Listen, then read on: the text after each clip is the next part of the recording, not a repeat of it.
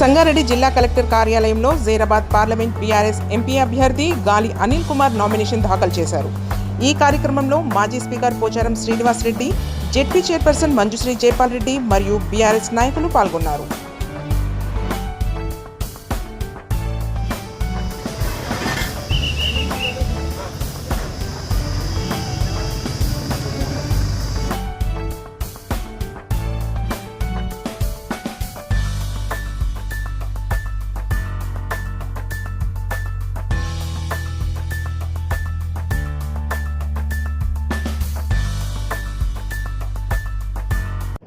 రాష్ట్రంలో 17 పార్లమెంట్ నియోజకవర్గాలకు మే 13 తారీఖు నాడు ఎన్నికలు జరగబోతున్నాయి.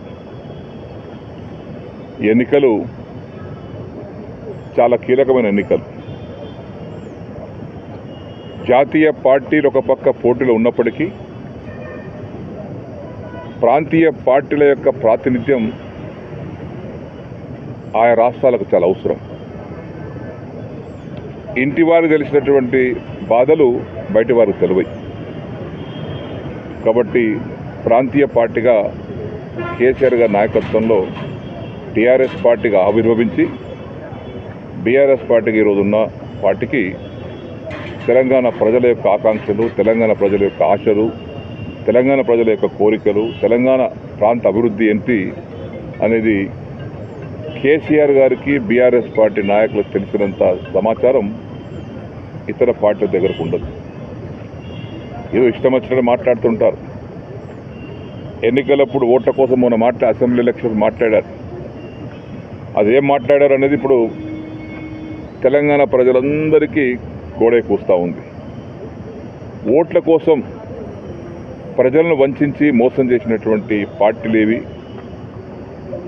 5 మాసాలు దగ్గర కాబోతూ ఉంది.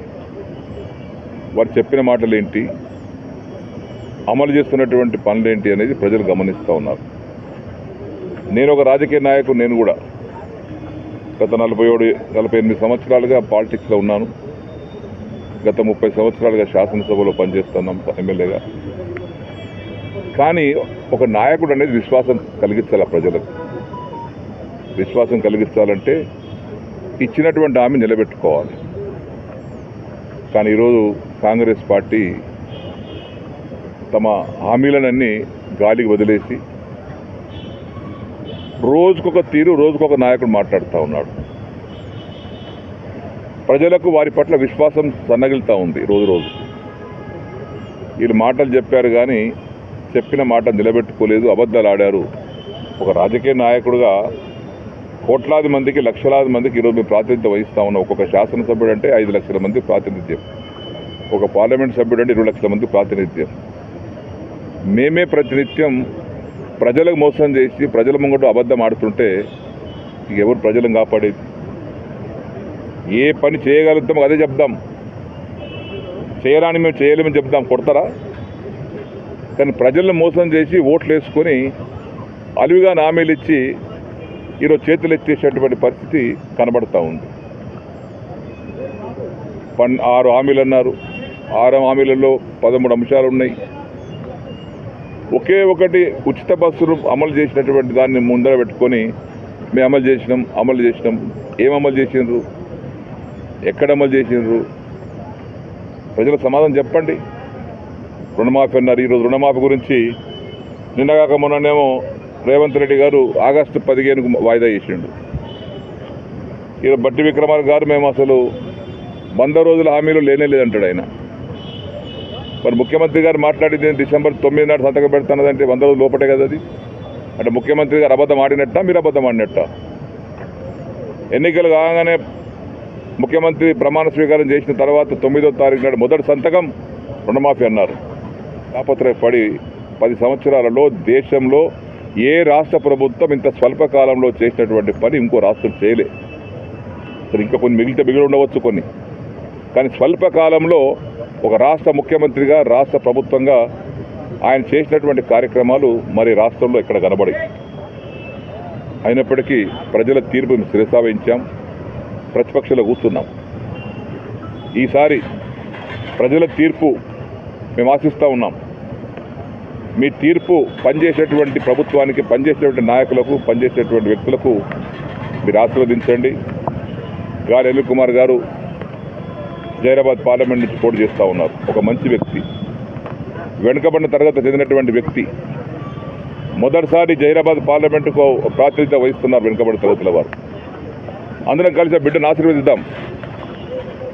యువకుడు, ఉత్సాహవంతుడు, ఉద్యమకారుడు కాబట్టి వారిని మనం ఆశీర్వదించి రేపు జైరాబాద్ పార్లమెంటు నియోజకవర్గం నుంచి భారీ మెజార్టీ గెలిపించుకుందాం.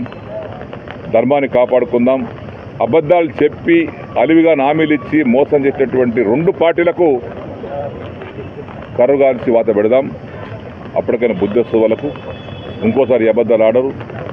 రోజుకో వాయిదా, రోజుకో లెక్క. ఒకరిని సెప్టెంబర్ అంటాడు, ఒకరిని ఆగస్టు అంటాడు. ఇవన్నీ ప్రజలు మోసం చేయడానికి చేస్తున్నటువంటి కార్యక్రమం తప్ప మరొకటి కాదు. అందుకు ఏదైనప్పటికీ కూడా మేము ప్రజలు విజ్ఞప్తి చేస్తూ ఉన్నాం. ఈసారి మీ తీర్పు మేము గౌరవిస్తాం.